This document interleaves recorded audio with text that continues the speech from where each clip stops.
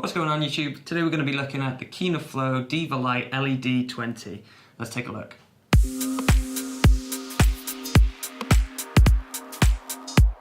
First off, if you're looking for a scientific review, then the guys at Extra Shot did a brilliant comparison with another LED light, which is 5 times less to buy. So if you're interested in that, then go check them out on the link below. So the headlines of this light are that it's variable temperature, it's got programmed presets between 2700 Kelvin and 6500 Kelvin. It's also got full range dimming, meaning that you can control this light very harshly or very finely if you need to. It's also got DMX wireless capability, which for a lot of productions might be useful, but to a cameraman like me, not really.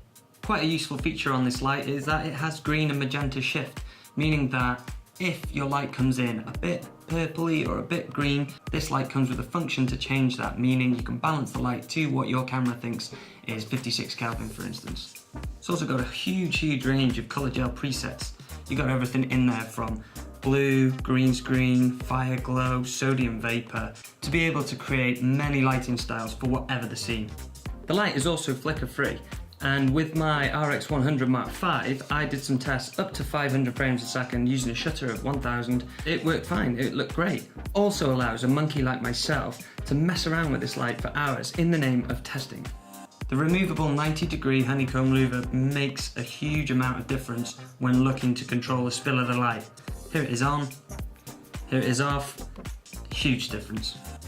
Now the mount that comes with it is a baby receiver lollipop, which, while sounding a little strange, is actually really flexible for most uses of the light. It's set for shooting down towards the floor, so for this you're going to need the offset bracket, which is another £70 on top of what's already like a £2.5 light. It's a lot of money. So on to the shoots with this light. I found it was really flexible and easy to work with. Super soft, which is wonderful for skin. Here in the two shot, we've got a guy sort of angled for contrast, but there's a nice fall off of the light on his face. Very soft. The woman is a bit more open to the light, so that the light is nice and soft and complementing her skin.